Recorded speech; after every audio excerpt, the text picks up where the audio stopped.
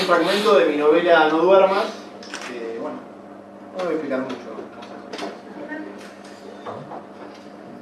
Corre. Corre como hace mucho tiempo no corría. Siente su respiración explotar, fulminante, en su garganta. No se puede decir que es ágil. Su cuerpo lleva un ritmo desgarbado y esquiva a la gente que camina a su lado con dificultad. Los odia.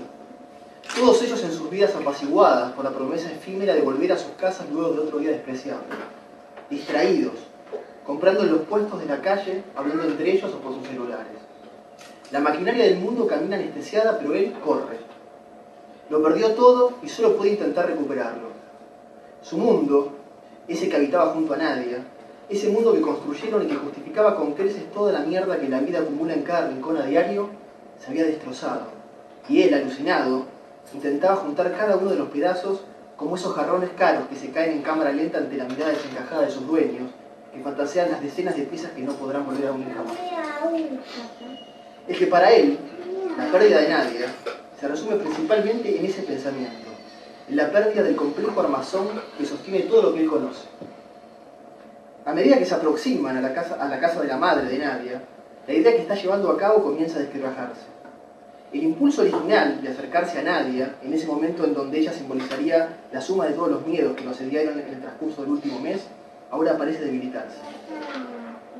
¿Qué pensaba hacer? ¿Se acercaría a ellos reproduciendo el papel del personaje triste, el engañado de cualquier telenovela de la tarde? ¿Sería agresivo con Lucas ante la mirada atenta de Nadia que caería extasiada ante su nuevo porte de macho dominante? ¿O quizá ir a presenciar que todo había sido un malentendido, del que dentro de un tiempo se acordarían a carcajadas? Entonces disminuye la velocidad que lleva y comienza a caminar. Aún lo hace en dirección al destino original, sin embargo ya no corre. No. Ni el pobre engañado, ni el macho dominante, ni el incrédulo implacable lo identifica. Él siempre se caracterizó por marcar una constante tendencia al sufrimiento en su vida. Una especie de masoquismo de entrecasa, algo simple, como el conocimiento del autodidacta, pero de todas formas efectivo.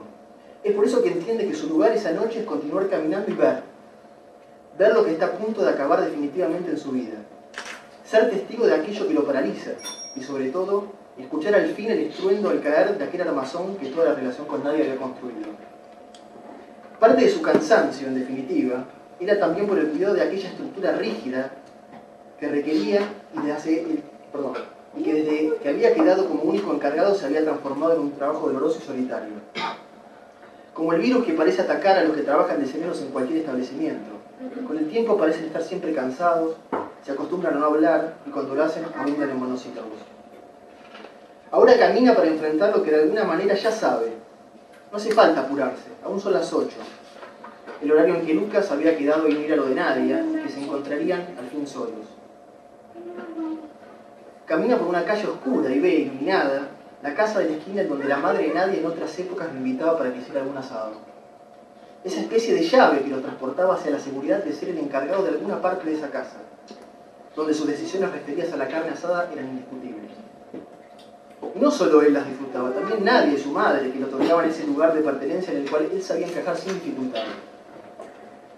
Cuando en alguna reunión estaba encargado de la parrilla, escuchaba el murmullo de la fiesta a sus espaldas, mientras él disfrutaba de tener la cara hacia las brasas, sin la necesidad de hablar con ninguno de los invitados, salvo de los que se acercaban con algún comentario de esos que se hace frente a la parrilla.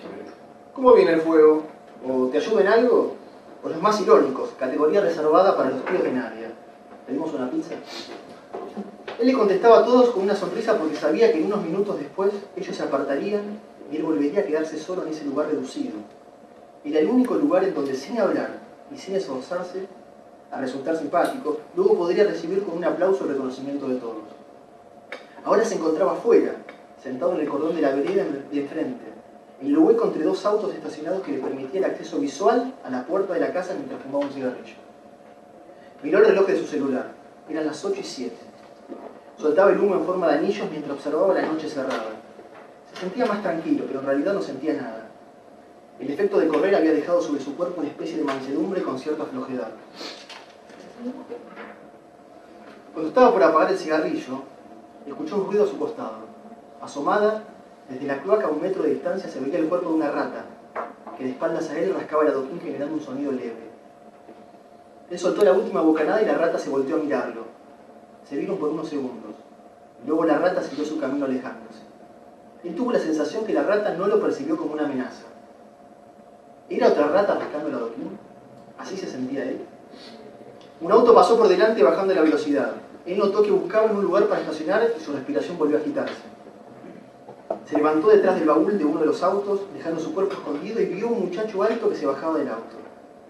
Iba de jeans y zapatillas, con una campera liviana y una remera como las que él veía en las publicidades. Llevaba en la mano la billetera y la llave del auto.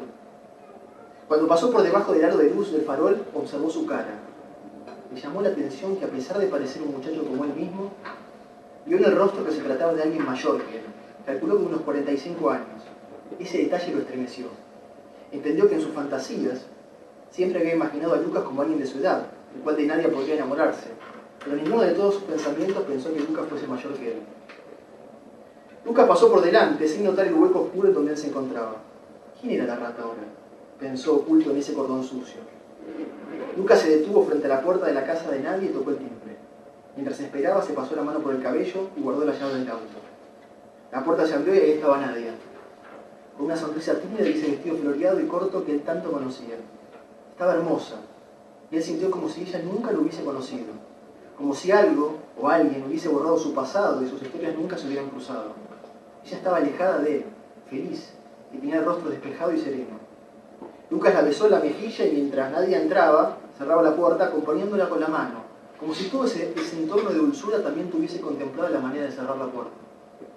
¿Eso era todo? ¿Ya estaba dispuesto a irse habiendo presenciado el hecho real y Lucas estaba en la casa de Nadia, al fin solos? No. Un impulso animal lo obligó a moverse hacia adelante, como si su cuerpo hubiese optado por caminar independientemente de cualquier orden cerebral. Se movía pesado, con la vista clavada en la puerta cerrada, cruzando la calle apenas registrando que lo hacía, pero atraído por la luz que proyectaba las ventanas en la oscuridad de la noche. Era una atracción perturbadora como las que deben sufrir esos insectos que se golpean una y otra vez contra el resplandor de una lámpara encendida.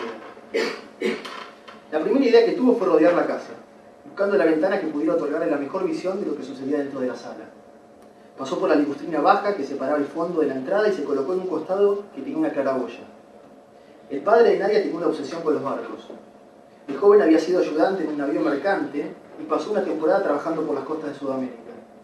Desde ese momento jamás volvió a pisar un barco, sin embargo, no vio oportunidad que no utilizar una metáfora naval para explicar casi cualquier cosa.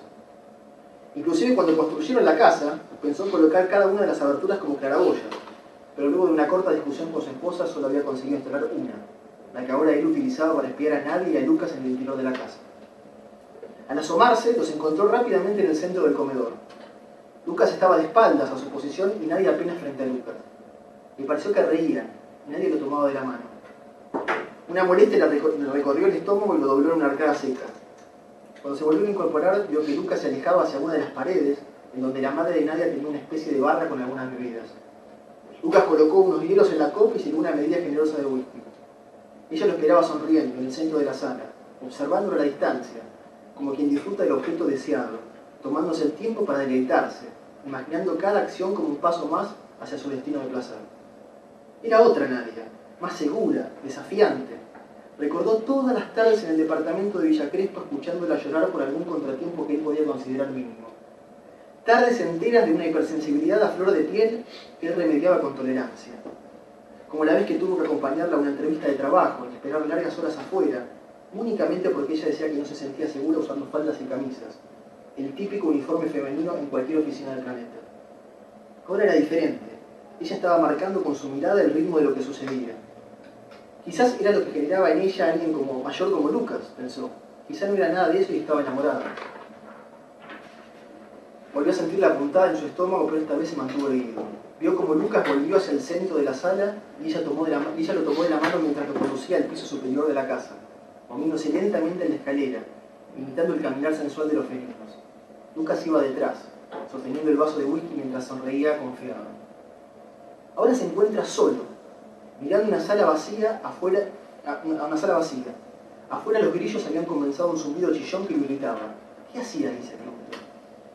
Ya no sabía cuál había sido la idea original que lo había llevado hasta ese lugar. Empieza a caminar hacia la calle, como influenciado por una clase de alcohol de alta graduación, aunque no recuerda haber bebido nada. Camina por la cuadra y observa el auto que se bajó Lucas. Mira hacia los costados y no ve a nadie cerca. Se sube al capot del auto y se baja los pantalones. Enciende un cigarrillo y espera en cuclillas. Segundos después empieza a cagar y la descarga le brinda un goce de pequeña victoria inútil que le obliga a sonreír. Ahora ve la mierda bajar por la chapa hasta las luces delanteras. Pita su cigarrillo 1, 2 veces y suelta un humo espeso y blanco que sube hasta perderse. Cuando intenta subirse el pantalón, pisa la catarata oscura y resbala sobre ella, manchando todo el costado de su pierna, cayendo delante del auto y golpeándose la cabeza con el paragolpes. Por un momento, el golpe seco lo sorprende y queda sentado en el piso. Un líquido tibio le baja por el cuero cabelludo hacia las cejas y deduce que está sangrando. Se toca la cabeza para confirmar lo que supone y ve la palma de su mano de un rojo que brilla húmedo por la luz de la calle. Una vez más hace una lista mental de su estado, listas que suele hacer como obsesivo cada vez que se encuentra en alguna situación que lo obliga a detenerse y pensar. Como si ese orden interno que se propone realizar beneficiaría de alguna manera a la situación externa que lo ha dejado rígido. Repasa entonces. 1. Su pantalón y su parte de las zapatillas manchadas con mierda. 2. Palmea su bolsillo y comprueba que ha perdido sus cigarrillos. 3. Cierto dolor en la espalda debido al golpe al caer sobre el capot. 4. La sangre en su rostro que proviene del afluente oculto en el cuero cabelludo. 5. El pantalón sin abrochar. Se terminó, piensa. Y se toma un segundo para regodearse en su desdicha mientras anude los botones del pantalón. Se observa desde afuera, a 1 metro, como si le fuese posible abandonar su cuerpo y tomar distancia del mismo, y se ve arrumbado. Siente el hedor de sus pantalones y el sabor dulce y metálico de su sangre que le recorre la boca. Se voltea para observar el auto de Lucas y como si esa imagen le recordara lo que sucedía dentro de la casa, decide ponerse de pie y lo hace con cierta dificultad, como esos apaleados que al recuperar la conciencia se encuentran solos, tirados en algún callejón, luego de estar horas inconscientes por la golpiza, lo que deciden que ya fue suficiente. Han cumplido su papel de ser los sufrientes, los golpeados, y se incorporan, lentamente, para volver al lugar de donde alguna vez partieron.